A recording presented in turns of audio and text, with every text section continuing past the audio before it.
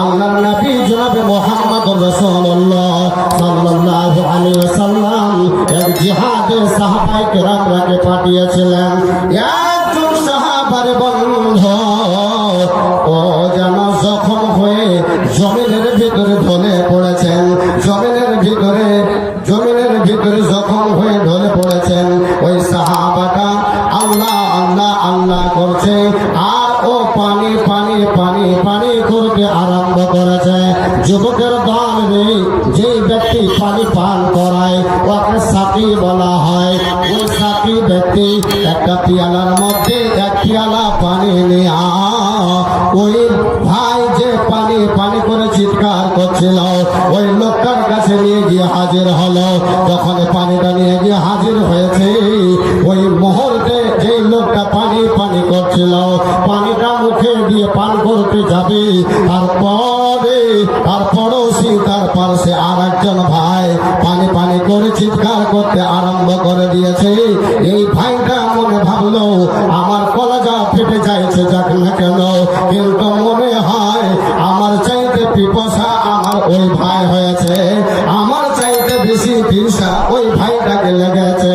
যুবকের দলে পানির পিয়ালাটা ওই সাকি ভাইকে বলল, বন্ধু তুমি আমাকে পানিটা পান না করিয়ে আমার ওই ভাইটাকে নিয়ে গিয়ে পানিটা দাও।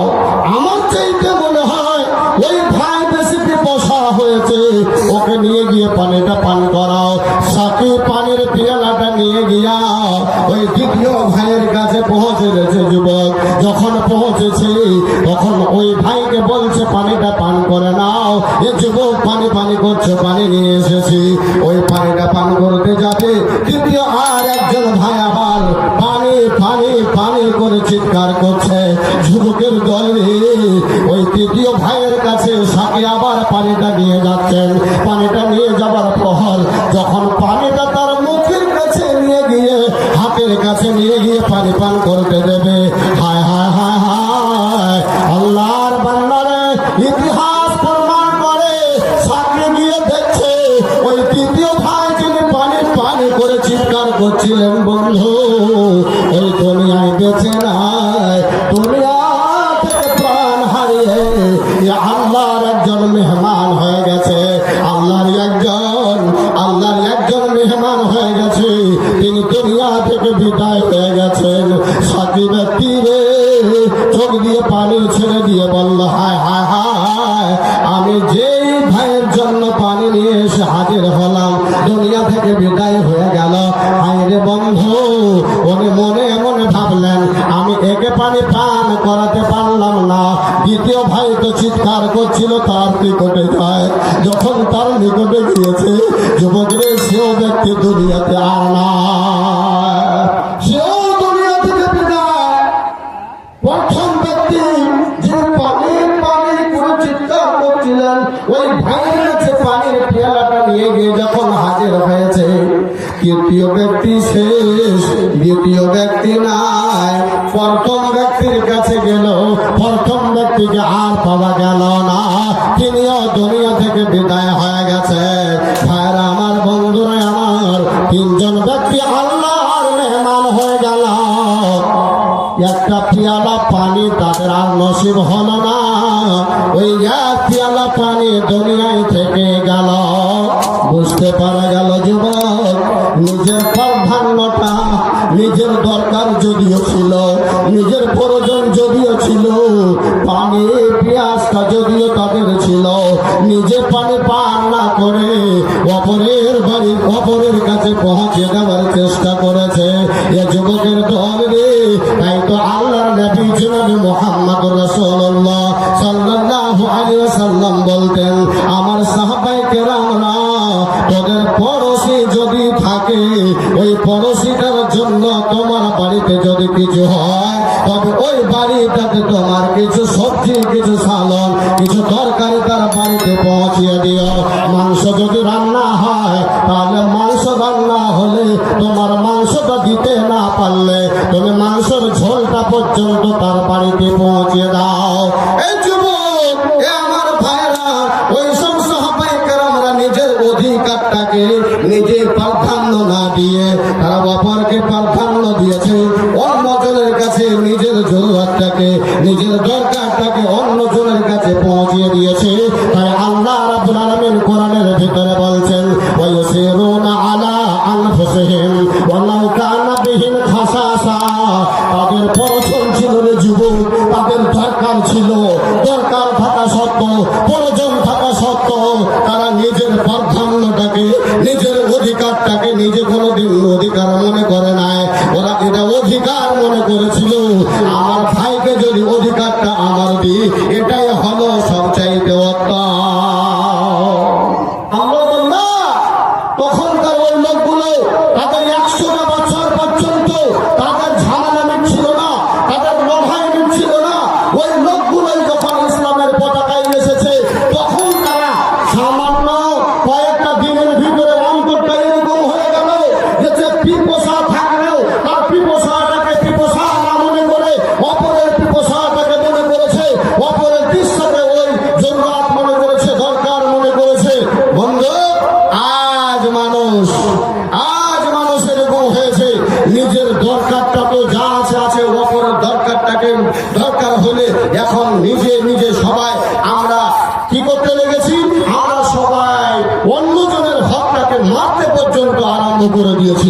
বাপ নিজের বেটার হকটাকে মারে, বাপ নিজের বেটির হকটাকে মারে, পড়োশির হককে মারছে, স্ত্রী তার স্বামীর হককে মারছে, স্বামী তার স্ত্রীর হককে মারছে। এখন কেউ কোন লোককে আর আমরা নোয়ার হকটা তো দূরের কথা, ওর যেটা দরকার সেটা তো দূরের কথা, আমার হকটা তো আমি দিতে পারি না, ওর হকটাকে পর্যন্ত আমরা খেতে আরম্ভ করে দিয়েছি। আল্লাহ রাব্বুল আলামিন বলছেন মুহাম্মাদুর রাসূলুল্লাহ ওয়াল্লাযীনা মাআহু, মুহাম্মদ আল্লাহর রাসূল এবং ওই মুহাম্মদ রাসূল সাল্লাল্লাহু আলাইহি ওয়াসাল্লামের সাথে যারা সঙ্গী সাথী ছিলেন এরা কাফিরদের উপরে একদম অত্যন্ত কঠোর, রহমাউ বাইনাহুম, তাদের ভিতরে আল্লাহ রাব্বুল আলামিন, তাদের অন্তরের ভিতরে আল্লাহ রাব্বুল আলামিন এমন একটা দয়া, এমন একটা মায়া, এমন একটা মহব্বত, এমন একটা দয়া তাদের ভিতরে যখন আল্লাহ রাব্বুল আলামিন পয়দা করে দিলেন, হায় হায় হায়, আল্লাহর নবী জনাব মুহাম্মদ রাসূলুল্লাহ সাল্লাল্লাহু আলাইহি ওয়াসাল্লামের অন্তরটা যেমন সাহাবায়ে কেরামদের অন্তরটা ওই রকমই ছিল। একজন বড়ি মানুষ আল্লাহ রাসূল সাল্লাল্লাহু আলাইহি ওয়াসাল্লামকে দেখলেন যে তিনার জামাটা, তিনার পাঞ্জাবিটা, তিনার কুর্তাটা সামান্য কয়েক জায়গা সেলাই করা আছে কিংবা ফাটা আছে। আল্লাহর নবী জনাব মুহাম্মদ রাসূলুল্লাহ সাল্লাল্লাহু আলাইহি ওয়াসাল্লামকে এই জিনিসটা দেখে উনি বাড়ির ভিতরে ঢুকার পর একটা ভালো একটা নতুন জামা নিয়ে এসে আল্লাহ রাসূল সাল্লাল্লাহু আলাইহি ওয়াসাল্লামকে দিলেন। এ আল্লাহ রাসূল, আপনি ওই জামাটা খুলে দিয়ে, আপনি ওই পাঞ্জাবিটা খুলে দিয়ে আপনার বদরে, আপনার শরীরের উপরে আপনি আমার এই পাঞ্জাবিটাকে পরে নেন, আপনি গায়ে উড়িয়ে নেন, গায়ে চাপিয়ে নেন। আল্লাহু আকবার।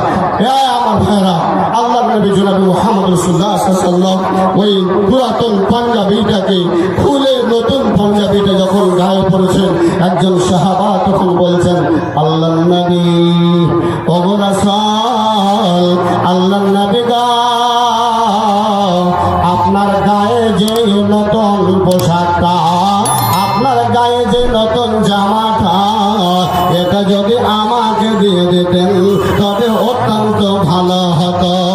যুবকের দল রে, আমার মায়েরা, আমার বোনেরা, আল্লাহর নবী জনাবে মুহাম্মদ রাসূলুল্লাহ কত যে এত দয়ালু ছিলেন, কত যে নরম দিলের মানুষ ছিলেন রে বন্ধু। শুধুমাত্র কথাটা বলতে না বলতে আল্লাহ রাসূল ঘরের ভিতরে গিয়ে আবার পুরাতন জামাটা পরে নিয়া নতুন জামাটা সাহাবাইকে এসে হাজির করে দিলেন, তাকে তার হাতে পৌঁছে দিলেন। সাহাবারা রাগান্বিত হয়ে গেল।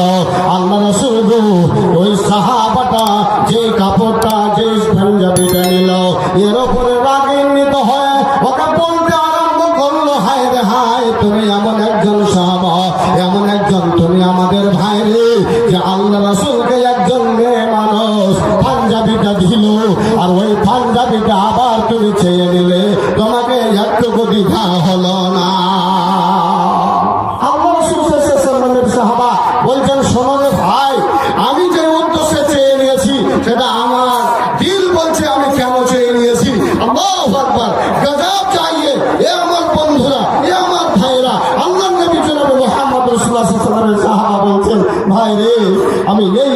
পাঞ্জাবিটা আল্লাহ রাসূলের কাছে আমি চেয়ে নিলাম, ভবিষ্যৎ যেদিন আমি মরব সেই দিন যেন এই পাঞ্জাবিটা দিয়ে এই পাঞ্জাবিটা দিয়ে যেন আমার কাফন হয়, সেদিন যেন কাফন দিয়ে আমার এই পাঞ্জাবিটাকে কাফন করে যেন আমাকে বিদায় হয়। সেই পাঞ্জাবিটা যদি আমার গায়ে আমার যায় তাহলে আমার ওপরে আল্লাহর পক্ষ থেকে রহমত হবে। তাই জন্য আমি পাঞ্জাবিটা আল্লাহ রাসূলের কাছে চেয়ে নিলাম। কিন্তু সবকটা কি হলো? সবকটা এই হলো রে যুবক, যে আল্লাহর নবী মুহাম্মদ রাসূলুল্লাহ সাল্লাল্লাহু আলাইহি ওয়াসাল্লাম কোন মুহূর্তে আর নিজের অধিকারটাকে অধিকার মনে করলেন না, নিজের দরকারটাকে নিজের দরকার মনে করলেন না, নিজের প্রাপ্যটাকে নিজের প্রাপ্য মনে করলেন না, আল্লাহর নবী শরীর থেকে খুলে দিলেন। আর আমার আপনাদের বলতে আমি এটাই চাইছি যে আজকের জলসায় আপনার বাড়িতে অধিকার আছে, আপনার বাড়িতে ঘরের অধিকার আছে, আপনার বাড়িতে আপনার টাকার অধিকার আছে, কিন্তু অধিকারটাকে যদি আপনি মাদ্রাসার উপর ফেলতে না পারেন, অধিকারটাকে যদি কিছু আপনার দিনের জন্য খরচ করতে না পারেন, তাহলে আপনি আর আমি কি করলাম, তারা কি করেছিল, সেই জিনিসটাকে বুঝতে হবে। আর আমার সময় অত্যন্ত কম, তবুও আমি আপনাদের কাছে কিছু আলোচনা রাখলাম। আমার ভাইরা অর্ধেক ঘন্টার ভেতর 20 মিনিট চলে গেল, মাত্র 10টা মিনিট আমি দেখছি আর হাতে আছে। তাই আমরা আল্লাহর ওয়াস্তে এই মাদ্রাসার জন্য অধিকারটাকে নিজে থাকলেও মাদ্রাসাকে অধিকারটা দিতে শিখি। যেই ফ্যাক্টরির মধ্যে, যেই ফ্যাক্টরির ভিতরে আল্লাহু আকবার কোনো গাঁজাখোর তৈরি হয় না, বিড়িখোর তৈরি হয় না, বেনামাজি তৈরি হয় না, যেই ফ্যাক্টরির ভিতরে আমার মতো মাওলানা আজিজুর রহমান পয়দা হয়, মাওলানা আমানুল্লাহ মাদারির মতো একজন যোগ্য আলেম পয়দা হয়, এই ফ্যাক্টরিগুলোতে যেখানে হাফেজ কারি তৈরি হয়, আর যাদেরকে দিয়ে আজ আমরা ঈদ আইনের খুতবা পড়াই, যাদেরকে জুমার দিনে খুতবা পড়াই, যাদেরকে আগা দিকে পাঠিয়ে দিয়ে যার পিছনে আমরা নামাজ পড়ি, এইসব মাল তৈরি হয় ওখানে, অন্য কোনো মাল তৈরি হয় না। বাপ, তার জন্য আপনাদের কাছে আমার অনুরোধ হবে, যেই জায়গাতে আল্লাহর কসম বলছি, যেই জায়গাতে ভালো মাল তৈরি হয় সেখানে আপনারা খরচ করুন। আল্লাহর কসম বলছি, আল্লাহ রাব্বুল আলামিন বলছেন, মাসালুল লাযীনা ইউনফিকুনা আমওয়ালাহুম ফী সাবিলিল্লাহ কামাসালি হাববাতিন আমবাতাত সাবআ সানাবিলা ফী কুল্লি সুনবুলাতিন মিআতু হাব্বা ওয়াল্লাহু ইউদাইফু লিমান ইয়াশা ওয়াল্লাহু ওয়াসিউন আলীম। এই আল্লাহ রাব্বুল আলামিন বলছেন, তোদের দান করার একটা উদাহরণ পেশ করেছি আমি। তোমরা দেখেছো একটা জমিনে একটা দানা ফেলে দিতে হলে সেখান থেকে 7টা শীষ গজায়, আর এক একটা